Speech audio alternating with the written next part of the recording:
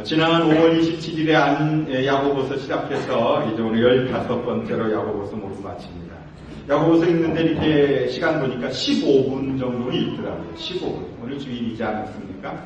15분만 시간 내시면 처음부터 끝까지 좀 늦게 읽어도 20분을 읽으시니까 들으신 설교 말씀도 생각을 돌아서 해보실 겸 오늘 꼭 20분만 투자하셔서 야고보서 말씀 한번 꼭 읽어보시면 좋겠어요. 야고보서는 너가 믿는 믿음이 무엇이냐, 진짜냐, 진짜라면 행위로 나타나야 되지 않겠느냐. 그래서 시련 속에서 어떻게, 관계 속에서 어떻게, 물질 앞에서 어떻게, 가난한 사람 앞에서 어떻게, 질병 앞에서 어떻게, 삶의 고통 앞에서 어떻게 반응하느냐에 따라 너가 가진 진정한 믿음을 증명해낼 수 있지 않느냐. 그래서 오직 의인은 믿음으로 말미암아 산다 하였지만 그 믿음이 진짜 믿음인지 가짜 믿음인지는 너의 삶으로 나타나야 되지 않겠느냐라고 하는 것이 야고보서의 핵심 내용이고, 오늘 말씀은 정말 믿음을 가진 사람이라면 어떻게 해야 될 것인가.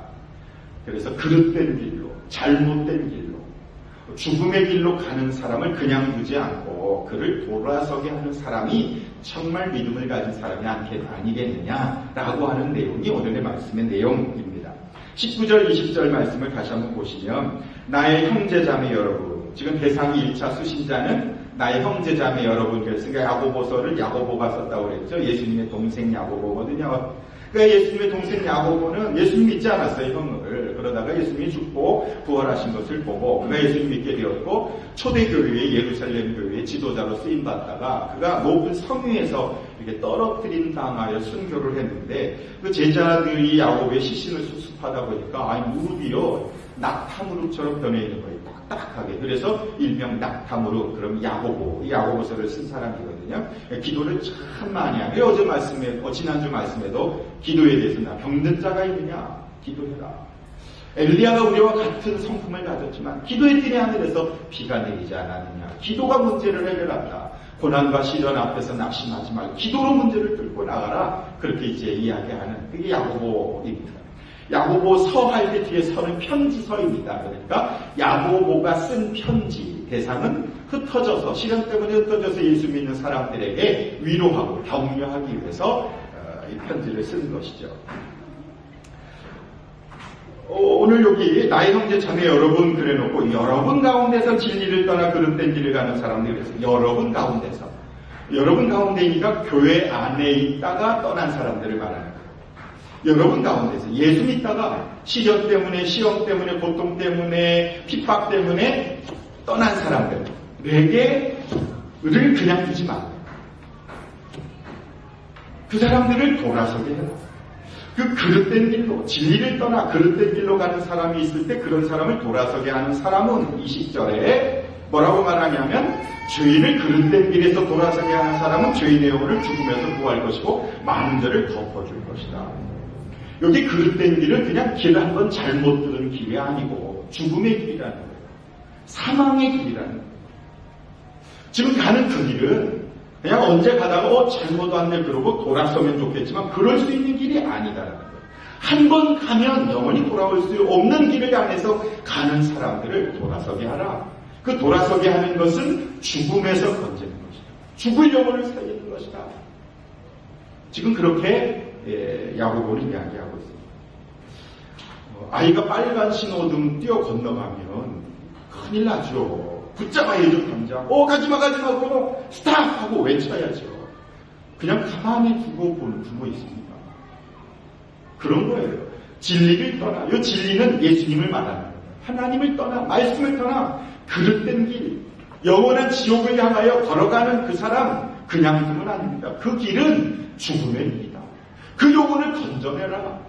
그것이 정말 믿음 있는 사람이다. 너가 예수 믿고 구원받는다는 사실을 너는 알면서도 어떻게 죽어가는 그 영혼을 그냥 두냐. 그러면 안 된다. 그건 진짜 믿음 아니다. 그렇게 이야기하고 있죠. 그 가나안 농문학교라는 이제 농문학교 학교에 한국에 있습니다. 그 세운 분이 김용기 장로인데 그분이 쓴 책에 나온 내용인데, 가나안 농문학교는 이제 농사, 땅 흘리지 않고 먹지도 마라. 거기서 하는 것은 성경 공부 이런 거 하지 않고 일주일 내내 노동하는 거예요. 아침에 새벽에 5시에 일어나서 기도하고 예배드리고 일어나서 6시부터 나가서 일하는 거예요, 일. 그리고 일해서 수확한 걸 가지고 먹고 사는 자립자족, 자생. 그러면서 노동이 하나님이 주신 최고의 축복이다. 이게 가나안 농군학교의 그 학교의 그 교훈과 같은 거거든요. 그걸 세우신 김용기 장로님이 초창기에 양계장을 했답니다. 닭을 키우는. 이 양계장을 하면서 그 당시에 앙고라 토끼가 굉장히 비쌌대요. 앙고라 토끼 모르셔서 준비했습니다. 앙고라 토끼. 뉴질랜드산 앙고라 토끼인데 털을 깎아서 이제 이걸로 옷을 만들어 입으면 굉장히 따뜻한 값비싼 그런 이렇게 팔리는 거죠. 그런데 어느 날 연탄 난로를 폈답니다. 밤에. 추우니까 겨울에. 근데 그게 과열이 돼서 그만 옆에 불이 붙어서 이 앙고라 토끼 폭탄이죠, 폭탄. 그 불 붙으면 확 전체 타버리는데 앙고라 토끼에게 불이 붙으니까 이리 뛰고 저리 뛰고 한 게 양계장으로 옮겨가지고 닭들이 다 거기서 막 난리가 났으니까 자다 말고 훈련생들이 뛰어나와서 불을 끄는데 너무 늦어버려가지고 못 끄는 거예요. 완전히 지옥과 같이 생지옥, 아비규환. 불폭탄 되어서 이리 날르고 저리 나니까 계속 불이 번져갔는데 들어갈 수는 없고. 김용기 장로님이 그 모습 보다가 야, 이거 도저히 안 되겠다. 더 이상 손을 쓸 수가 없어서 훈련생들에게 이랬대요. 그냥 둬. 그리고 여기 앉아. 그리고 나서 우리 저 광경을 살아있는 교훈으로 삼자. 그리고 앉아서 그 장면을 물끄러미 다들 바라보고 있는데 그 한마디로 그냥 짐승들이 토끼가 닭이 꽥꽥거리고 소리를 지르며 죽어가는 모습을 보게 되었습니다. 큰 충격에 빠졌대요, 사람들이.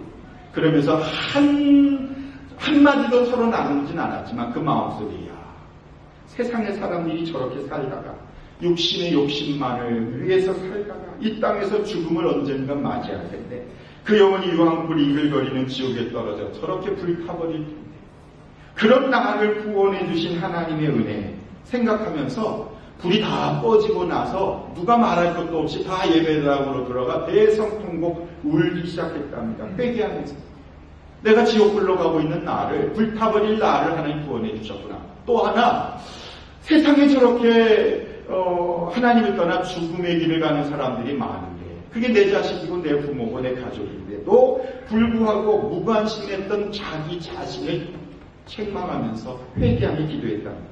근데 이 일을 계기로 교육생 중에 직접 1000명이나 되는 조직폭력배를 운영하던 두목이 그곳에 어떻게 그곳에 왔는지 모르지만 그 장면을 보고 회개해서 정말 하나님의 복음을 전하는 일에 헌신할 뿐만 아니라 한 친구는 법대를 나와 법관되기를 꿈꾸며 가나안 농군학교에 가서 잠시 쉬기 위해서 그곳에 왔다. 그 장면을 자기가 보고 마음을 돌이켜 법관되는 걸 포기하고 거기에서 계속 농사를 지며 농사꾼으로 지내다가 그 덕분인지 김용기 장로는 큰딸하고 결혼해서 거기서 계속 농사 지었다. 그 외 많은 사람들도 언젠가 닥치게 될 자신의 미래를 바라보며 하나님의 은혜를 구하며 회개의 삶을 살게 되었다라는 것이죠. 하나님 우리 주변에 이렇게 얼마든지 주변에 일어나는 사건과 상황을 통해 우리에게 이렇게 경고하시고 말씀하신 게 참 많아요. 예를 들면 2년 전에 그 터키에서 있었던 일입니다. 터키에 2월 달에 한 소방서에 다급한 전화가 걸려왔는데 어떤 동네 사람이 새벽에 불안에 떠는 울음소리가 계속 들려서 이상해서 나가봤더니 그 깊은 그 우물 파이프를 박으려고 해놨는지 그 지름이 한 30cm 정도 되는 곳에 깊이가 한 70m 정도 되는 뭘 거기 하려고 공사를 하려고 그러는지 모르지만 그 안에서 짐승소리가 계속 들리더라는 거예요. 그래서 급하게 소방대원들이 출동을 해서 보니까 거기에 4개월 된 강아지 한 마리가 거기에 빠진 거예요. 30cm 되는 곳에 이 강아지가 빠졌으니 꼭 껴 있어서 저 밑에는 물이 있는데 다행히 물속으로 떨어지지 않고 중간에 걸린 거예요, 걔가. 소방대원들이 와서 그걸 꺼내려고 아무리 해도 강아지가 손으로 잡을 수가 있겠어요. 그래서 할 수 없이 소세지나 이런 걸 내려주면서 겨우겨우 생명을 연명하며 시비를 견뎠대요. 근데 도저히 꺼내지 못하던 어느 날 주변에 있었던 어떤 과학고등학교에 있는 선생님이 이 밧줄에다 로봇팔을 만들어서 그 밑으로 내려서 그 로봇팔로 카메라로 조정을 해서 그 강아지 목에다 걸어가지고 겨우 11일 만에 건져냈답니다. 구조하는 데 성공했대요. 소방대원들은 강아지 이름을 터키어로 우물이라는 뜻의 큐유라는 이름을 붙이고 주인을 알아봤더니 주인이 없어서 소방서에서 이 강아지를 입양해서 키우기 시작했다라는 것입니다. 그래서 그때부터 소방대원으로 활동하기 시작했다. 큐유. 저는 이 뉴스를 이렇게 보면서 하나님이 우리를 향한 것과 똑같구나. 깊은 절망의 지옥의 구덩이에 있는 우리들에게 하나님의 사랑을 전해주고 물을 제공해주고 하나님이 은혜를 베풀어주고 저 강아지가 있을 때 강아지에게 너가 지금 사랑받고 있고 우리는 너를 버리지 않을 거란 사인으로 강아지가 가지고 놀 만한 장난감도 넣어주고 그랬다는 거예요. 하나님이 우리 인생에 너는 혼자가 아니야 라는 사인으로 우리에게 이렇게 은혜를 베풀어 주시고 결국은 우리를 하나님의 생명의 밧줄로 건져내셔서 우리 하나님의 자녀로 양자, 입양해 주시지 않았습니까? 그게 우리예요. 그리고 소방대원으로 강아지도 활동한다면 우리를 소방대원뿐만 아니라 하나님의 복음을 전하는 전도자로 우리를 건져주신 거죠. 그리고 강아지도 소방대원이 돼서 소방관들과 함께 지낸다면 죽음에서 구원받은 우리들이 주님의 전도자로 살아가는 것은 두말할 나위가 없지 않습니까? 가끔 길에 가다 보면 개 찾는다는 그 사인 본 적이 있을 거예요. 프린터에서 사방팔방 붙여놨더라고요. 만약에 그 개 주인한테 그럼 개 한 마리 또 사서 키우시면 되지 뭘 그렇게 수고하고 울고 불며 찾으려고 애쓰세요. 그렇게 말하면요 아마 개 패든 맞을 겁니다. 그게 개예요. 식구지. 애기인데 가장 힘들고 어려울 때 어찌 보면 멀리 있는 자식보다도 사랑하고 사랑받는 존재인데 그걸 어떻게 잊어버리고 잃어버렸다고 또 한 마리 살 수 있습니까? 한마디로 강아지도 그렇다면 하나님이 그러면 또 한 마리 낳으면 되지 뭐 또 구원하면 이런 하시겠습니까? 내가 너를 양 99마리 들판에 두고 한 마리 너 찾으려고 내가 찾도록 찾지 않겠느니 이게 하나님 우리의 마음입니다. 결코 포기할 수 없는 11하루 동안도 강아지 포기 못했다면 하나님이 우리를 어찌 포기하겠습니까? 만약 포기했더라면 저도 여기 없고 여러분도 여기 없을 거예요. 하나님 절대 포기하지 않는다. 그러면 그런 은혜 받았다면 최소한 강아지만큼만이라도 영혼을 사랑하는 마음 있어야 하지 않을까요? 그릇된 길에 걸어가고 있는 사람에게 누가 그러면 복음을 전해야 되나요? 오늘 말씀해 보니까 죄를 그릇된 길에서 돌아서게 하는 사람이라고 그랬지 그릇된 길에서 돌아오게 할 목사, 선교사라고 안 했어요. 그냥 사람. 예수 믿는다면 너가 구원 받았다면 죽음의 길을 향해 걸어가는 사람을 돌아서게 할 사명이 너에게 있다 말씀합니다. 그게 교회죠. 그런 생각할 수 있어요. 그거 저도 부담스럽죠. 그리고 훈련받은 사람이 나오고 그래서 나 같은 사람이 할 수 있겠습니까? 그리고 뭐 내가 안 해도 그냥 이렇게 교회가 사람들 오고 늘어나는 거지 꼭 내가 가서 그거 예수 믿으라고 그러고 교회 나오라고 해야 합니까? 그렇게 생각하실 수도 있는데요. 왜 하나님 우리에게 전도하라고 말씀하시나? 하나님 때문이 아니에요. 하나님은 얼마든지 우리가 아니어도 많은 영혼을 구원할 전능한 하나님이시지만 오늘 우리 때문에 하나님은 그 일을 시키시는 거예요. 시편 128편에 보면 이런 말씀이 있습니다. 주님을 경외하며 주님의 명에 따라 사는 사람은 그 어느 누구나 복 받는다. 말씀대로 살면 복 받는다. 무슨 복이냐? 너의 손으로 일한 만큼 너가 먹을 수 있으니 그것이 복이요 은혜다. 사람들은요 일 안 하고 먹고 사는 불로소득 이런 걸 복이라고 말하는데 하나님 그렇게 말씀하지 않으세요. 일할 수 있는 게 복이래요. 너가 일한 만큼 먹을 수 있는 게 복이래요. 하나님은요 아담과 하와를 창조하신 다음에 에덴 동산 만드신 다음에 모든 실과와 모든 과일들과 모든 채소를 그들에게 주셨어요. 그리고 놀고 먹어라 이렇게 말씀하지 않으시고 창세기에 보면 경작하여 땀 흘려 일하라는 명령, 노동 명령이 아담에게 주신 첫 번째 명령이에요. 일해라. 일이 복이에요. 일할 수 있는 것이 하나님이 아담에게 주신 은혜라고요. 근데 그게 죄를 범하면서 일이 축복이 아니고 저주가 되어버렸어요. 일하면서 힘들고 어렵고 불평 나오는 건 그건 죄 때문에 그래요. 원래 그것이 회복이 되어버리면 일할 수 있는 게 감사하고 일할 수 있는 직장과 가게와 그리고 봉사할 수 있는 게 하나님의 은혜예요. 이게 복이라고요. 그게 받아들여지게 되는 거거든요. 근데 그게 회복이 그게 안 되면 계속 불평하고 불만하고 왜 일을 해야 되나? 저주에서 여전히 헤어나오지 못했기 때문이다라는 거죠. 하나님께서는 우리에게 일할 수 있는 복을 주셨어요. 교회도 똑같아요. 교회가 전도하지 않고 교회가 늘어나는, 성도 늘어나는 교회 다니면 그건 재앙입니다. 그 틀림없는 재앙입니다. 그런 교회 다니면 내 영혼이 반드시 병듭니다. 이런 글이 있습니다. 한번 들어보십시오. 초대교회는, 신약교회는 매우 어려운 여건에서 기적적인 성장을 했다. 예수님 믿는다는 이유만으로 엄청난 핍박과 경제적 손실을 감수해야만 했다. 그럼에도 불구하고 그 어려운 여건 속에서도 복음은 무섭게 전파가 되었다.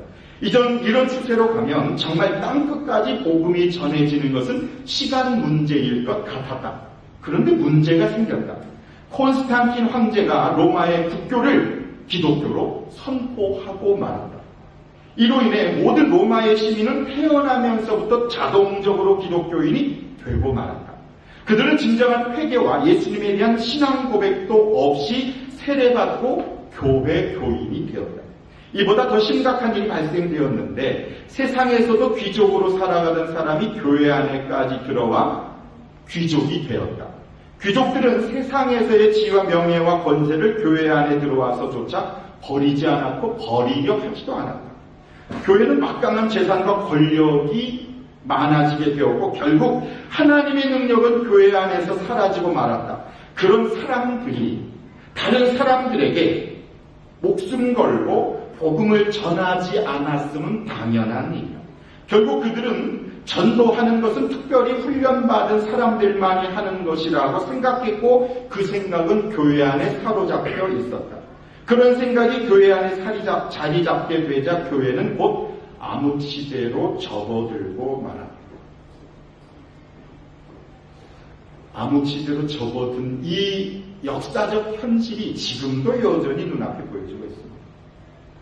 최근 한국 대형 교회들의 욕망과 탐욕으로 인하여 얼마나 많은 암흑시대를 겪고 있습니까? 때문에 전도를 사명으로 여기지 않고 선택으로 여겼던 중세 기독교가 복음과 가장 멀어진 교회로 전락한 것과 같이 우리도 얼마든지 전도하지 않아도 교회는 부흥할 수 있다라는 생각 속에 사로잡히는 순간부터 그 교회는 암흑시대로 접어들게 되는 것이다.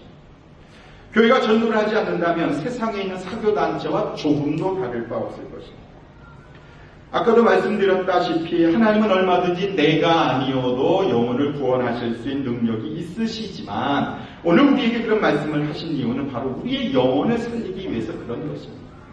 우리가 운동하지 않으면 비만에 걸리는 것처럼 전도하다가 거절당하고 무시당하고 핍박당하고 그러다가 보면 그때서야 비로소 하나님 나를 사랑하시는 사랑이 얼마나 큰지를 그때서야 비로소 깨닫게 되지 그런 거절을 한 번도 당해보지 않고 그냥 아무 문제 없이 평탄하게 신앙생활을 하면 하나님의 은혜는 결코 은혜로 느껴지지 않게 되는 것은 당연한 거죠. 목장에서 전도하지 아니하면 그 목장은 암흑 목장 됩니다. 교회가 전도하지 않으면 그 교회는 암흑교회 될 수밖에 없습니다. 가정교회를 하는 대부분의 교회는 주보 앞에 이런 글을 적어놓습니다. 우리 교회는 교회의 본질적 사명인 영혼구원에 집중하기 위해서 이미 믿는 성도님들보다 아직 예수님 믿지 않는 분들에게 복음을 전하는 것에 목표를 두고 있습니다. 이미 예수님 믿는 분들은 더 좋은 당신이 원하는 교회를 선택하시고 예수 믿지 않는 또는 특별한 상황이 계신 분들은 우리 교회에 출석하는 것을 환영합니다.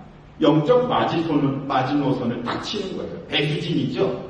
더 이상 물러설 수 없도록 만드는 거예요. 그래서 이곳에서 살아남기 위해서 버티지 아니하면 건강해질 수 없다는 사실을 스스로 그렇게 결단하는 교회가 가정교회이고 영혼을 구원하는 것을 목표로 삼을 때 비로소 우리의 영혼이 살아날 수 있다는 거죠. 저는 아직 그렇게까지 못하고 있어요. 주보에 적지 못하고 있지만 지금 기도하고 있어요. 진지하게 기도하면서 하나님 언제 하면 좋겠습니다. 그래서 우리 성도님들이 같이 저의 그냥 일방적인 선포가 아니라 그런 마음들이 생겨지기를 저도 지금 기도하고 있어요. 하나님 나의 목표는 교회 성장입니까? 아니면 영혼을 구원하는 것입니까? 저희 질문입니다. 만약 우리가 배를 타고 이래 시드니를 가는데요. 배를 타고 가다가 앞에 있는 사람이 배멀미나 그러고 뒤로 옮겨. 뒤에 있는 사람은 앞에 가서 볼래 그러고 앞으로 갔어요. 승선 인원은 단 한 명도 변함이 없습니다. 똑같아요. 이것이 교회와 마찬가지입니다. 물론 배멀미 나서 뒤로 올 수도 있고 앞에 있는 사람이 옆좌석 사람과 불편해서 뒤쪽으로 올 수 있지요. 얼마든지 수평이동으로. 그러나 본질적인 것까지 놓쳐서는 안 돼요. 이 배가 해야 되는 유일한 일은 저기 바다에 빠져 허우적거리는 단 한 명만이라도 건져 올리는 것이 구조선의 사명이지, 앞에 있다 뒤로 가고 뒤에 있다 앞으로 가고 옆에 있다 뒤로 가고, 이건 하나님 나라엔 아무런 영향이 없다는 거죠. 어떻게 하면 하나님 나라의 긍정적 하나님의 소원을 이루어드릴까? 그것은 빠져 허우적거리는 사람을 건져내는 일, 그것이 교회가 해야 되는 일이다라는 거죠. 어떤 성도가 전도하러 갔습니다.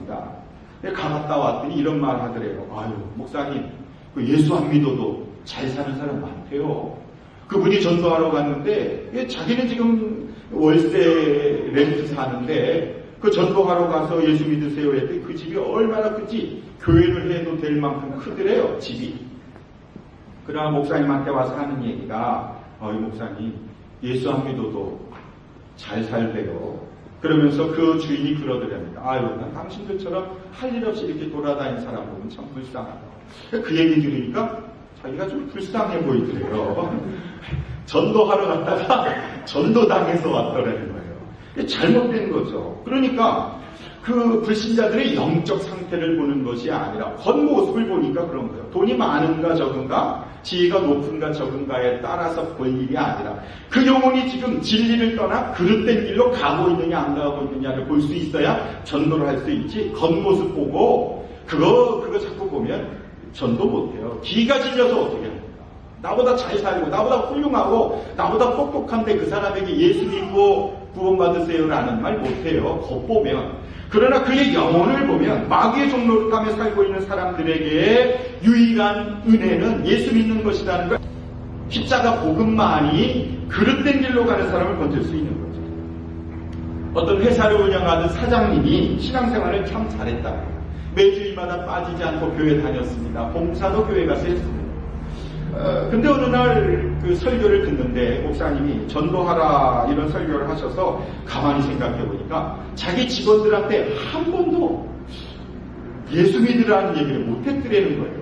그래서 이번 주에 내가 가서 해야지 생각하고 출근을 딱 했는데 가장 먼저 비서가 문을 열고 들어와서 결제서를 들고 들어오길래 그거 좀 놔라. 그러고 얘기했대. 혹시 그 교회는 다니는지 물어봤대요. 그랬더니 이 비서가 의아한 표정으로, 아니 왜 그런 걸 나한테 물으시나? 그렇게 얘기를 해서, 그게 아니고 예수 믿어야 구원 받아요. 그렇게 말했답니다, 사장님이. 그 말을 들은 비서가, 사장님, 제가 지난 15년 동안 사장님을 모셨는데 저한테 사장님이 주일날이면 빠지지 않고 교회 가는 걸 제가 다 아는데 저한테 한 번도 예수 믿으라는 말씀을 안 하셨습니다.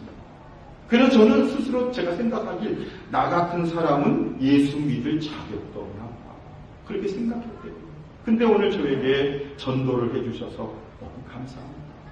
제가 다음 주부터 꼭 교회 가겠습니다.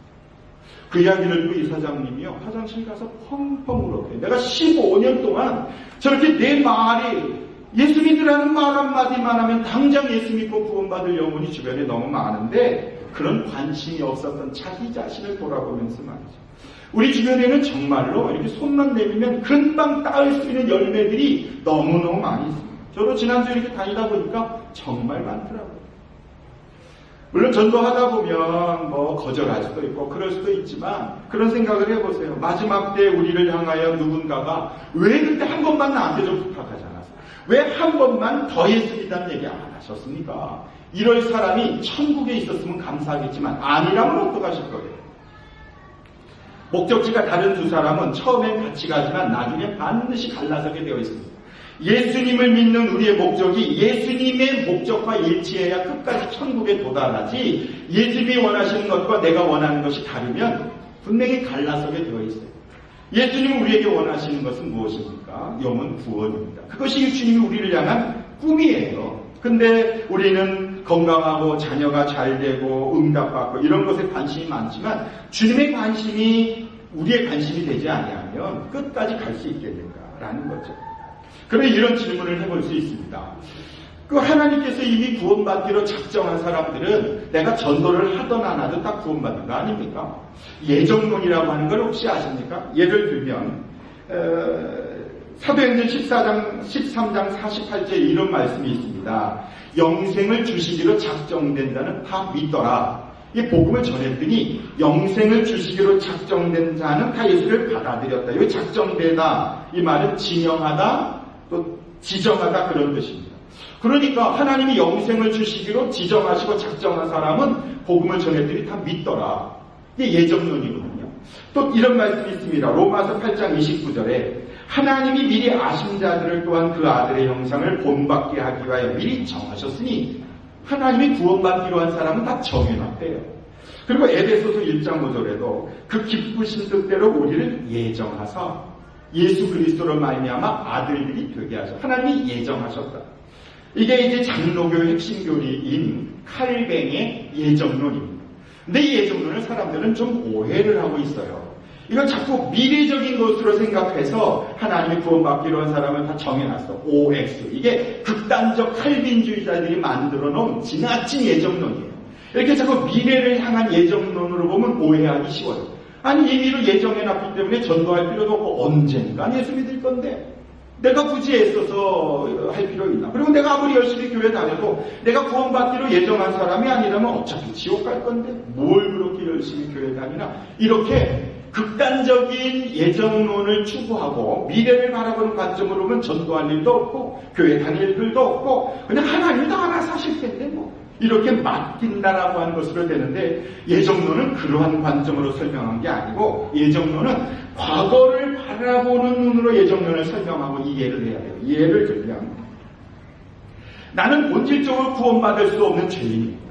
나는 나 스스로를 구원할 수 없어요. 의인은 없고 한 사람도 없어요. 그런데 그런 내가 어느 날 누군가를 통해서 복음을 듣고 오늘 예배당에 나와서 찬양하고 예배드리고 있는 것을 보니 하나님이 나를 만세전에 창세전에 나를 선택하시고 구속하시고 나를 예정하셔서 오늘 나를 여기 있게 하셨구나 라고 하는 은혜의 결과로서 예정론을 적용할 때 하나님이 그런 놀라운 은혜를 베풀어 주셨구나 라고 깨달을 수 있는 거예요. 사도 바울이 얘기했던 예정하셨다, 작정하셨다 이 과거 형태예요. 미래를 말하는 것이 아니에요. 누구는 O, 누구는 X 이렇게 만들어 놓는 것이 아니라 지나고 나서 보니 하나님이 바울이 나가서 복음을 전하다 보니 하나님이 예정하신 사람은 말씀을 받아들이는 거예요. 이 사람이 예정하신 분이구나. 하나님이 작정하셨구나. 그런데 어떤 사람은 안 받아들여요. 그럼 이 사람은 지금은 하나님이 예정한 사람이 아니구나.